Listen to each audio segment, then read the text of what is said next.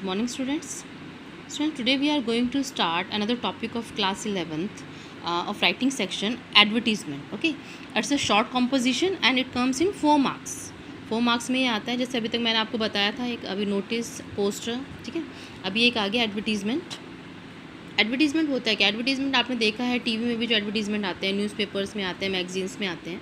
तो किसी भी चीज़ को किसी भी मतलब चीज़ की एडवर्टाइजमेंट करना, उसको अनाउंसमेंट करना, it means advertisement is defined as a public notice. Okay, you can say it's a public notice for advertising goods और सर्विसेज इन न्यूज़पेपर. किसी भी सामान की पब्लिशिंग करना, ये सब हमारा एडवर्टीजमेंट में आता है. It's a very powerful tool for promoting sales. ये बहुत ज़्यादा अच्छा टूल है, मतलब किसी भी चीज़ों को बेचने के लिए, ठीक है, और लोगों को जागरूक करने के लिए. तो हम स्टार्ट करते हैं advertisement. Advertisement is of 2 type. ये 2 टाइप्स का होता है एडवर्टीज़मेंट हमारा, ठीक है. एक होता है हमारा क्लासिफाइड और एक हमारा होता है डिस्प्ले, ठीक है. इन दोनों में क्या डिफरेंस है? जो क्लासिफाइड है, क्लासिफाइड का डिफरेंस ये है कि it's a very brief advertisement. ये बहुत छोटे एडवर्टाइजमेंट होते हैं. इसमें वर्ड लिमिट होते हैं, यानी 30 to 40 वर्ड्स में आपको ये कंप्लीट करना होता है, ठीक है. You can say there is word limit.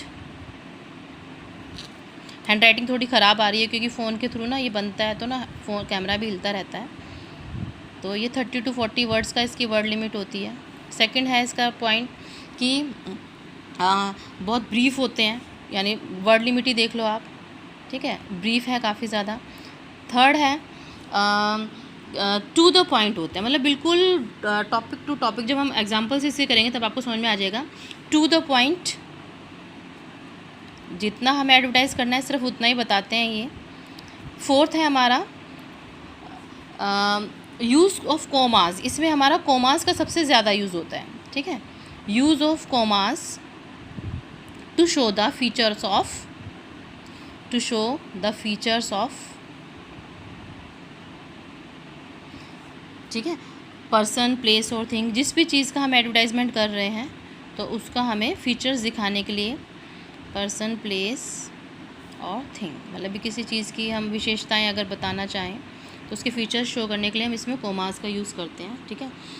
तो इतना हमारे लिए काफ़ी है. और इसमें हम दूसरा है, एक सबसे लास्ट है कि इसमें हम कॉन्टैक्ट नंबर वगैरह भी देते हैं. कॉन्टैक्ट नंबर देना ज़रूरी है, ठीक है.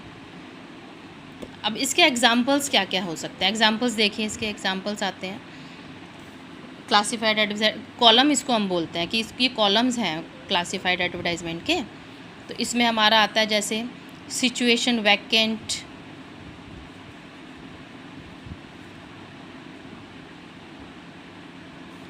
Okay, situation wanted,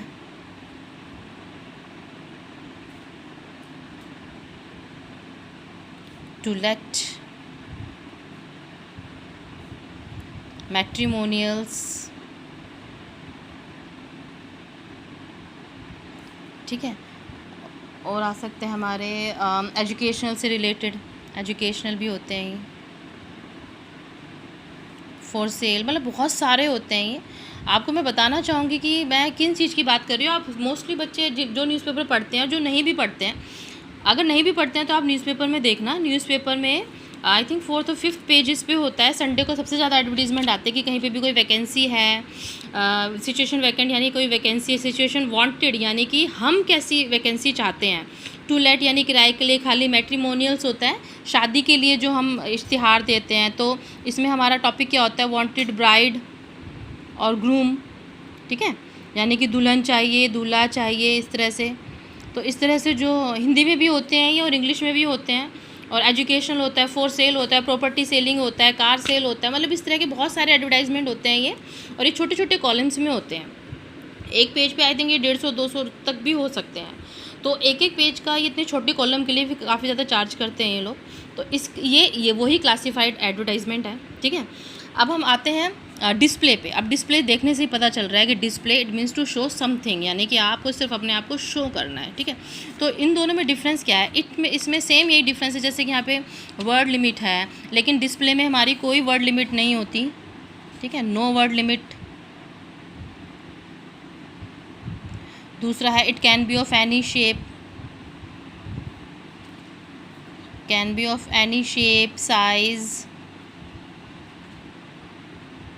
and colour, किसी भी शेप का हो सकता है, किसी भी साइज़ का हो सकता है, कोई भी हम कलर इसमें यूज़ कर सकते हैं, ठीक है। एंड इसमें हम क्या यूज़ कर सकते हैं, और we can use catchy slogans also,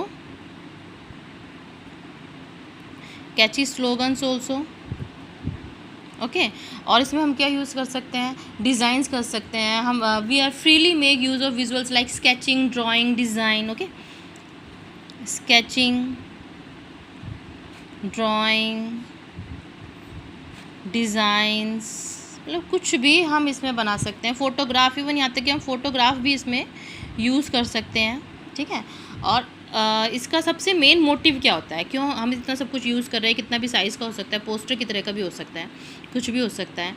तो इसको हम क्यों यूज़ कर रहे हैं, क्योंकि इनका मेन मोटिव क्या होता है, there is only one motive, that to attract the customer, okay. Motive is to attract the customers, customers को अट्रैक्ट करना। अब वो आप किस तरह से अट्रैक्ट करोगे, कैसे नहीं, ठीक है। तो ये सब हमारा किस में होता है, ये हमारा आता है इसमें डिस्प्ले एडवर्टाइजमेंट में, कि ये इनको किसी भी साइज़ के हो सकते हैं। और डिस्प्ले एडवर्टाइजमेंट भी न्यूज़पेपर में आता है, आपने देखा है न्यूज़पेपर में कभी कभी तो जब दिवाली की सेल वगैरह चलती है, पूरे पेज पे ही न्यूज़पेपर के वो कभी कार की सेल डाल देंगे, या ज्वेलरी शॉप की सेल डाल देंगे, या फिर किसी न्यूज़पेपर में कोने में डाला होगा, ठीक है, कि मतलब किसी क्लिनिक का होगा या किसी कोचिंग सेंटर का होगा, तो उसमें उसकी फ़ोटो होगी, उसके बारे में दिया होगा, बहुत डिज़ाइन वगैरह बनाया होगा। तो इसमें हमारा कुछ भी हो सकता है, it can be of any shape, any size, any colour, drawing, sketching, मतलब सब कुछ आप इसमें यूज़ कर सकते हो। तो दोनों में डिफरेंस आपका ये है, क्लासीफाइड और डिस्प्ले में। अभी फ़िलहाल क्या है, अभी जो हमारे इस सेशन की वजह से जो हमारे टॉपिक डिलीट हो चुके हैं, ठीक है। ये जो एडवर्टीजमेंट है, ये हमारा +1 और +2 के मेन टॉपिक्स हैं। ये जो भी टॉपिक्स मैं आप लोगों को करा रही हूँ बेटा, ये सारे हमारे राइटिंग सेक्शन के सेम यही टॉपिक हमारे 12th में रिपीट होने वाले हैं। तो इन टॉपिक्स को बहुत अच्छी तरह से करना। अभी तो हम चलो नोटबुक में मैं बहुत जल्दी सिर्फ 10 मिनट्स की वीडियोज़ में मुझे कंप्लीट करवाना पड़ता है, और जल्दी भी बहुत ज़्यादा बोलना पड़ता है। लेकिन जब हम मे बी नेक्स्ट ईयर भगवान अच्छा करेगा, तो हम नेक्स्ट ईयर जब क्लास में मिलेंगे तो मैं ये टॉपिक्स आपको फिर से क्लियर कराऊंगी। लेकिन अगर आप अभी इनको समझ लोगे तो आपके लिए बहुत ईजी होगा ये, ठीक है। तो इसमें अभी क्या है, फ़िलहाल जो हमारे 11th के जो डिलीटेड टॉपिक्स हैं, उसमें हमारा डिस्प्ले जो है वो हट गया है, ठीक है। इसमें हमारा सिर्फ क्लासीफाइड रह गया है। मैंने जो आपको सिलेबस भेजा था उसमें लिखा हुआ था क्लासीफाइड एडवर्टीजमेंट रह गया है, डिस्प्ले हट गया है, ठीक है। लेकिन मैंने फिर भी आपको डिस्प्ले बता दिया है, इसलिए क्योंकि नेक्स्ट ईयर अगर ये टॉपिक फिर से ऐड होते हैं तो फिर ये आपको पता हो जाएगा कि डिस्प्ले एडवर्टीजमेंट होता क्या है। इसलिए मैंने आपको ये दोनों एडवर्टीजमेंट बता दिए हैं। अब आप न्यूज़पेपर वगैरह देखोगे तो उनको ढूंढने की कोशिश करना कि क्लासीफाइड एडवर्टीजमेंट क्या होता है।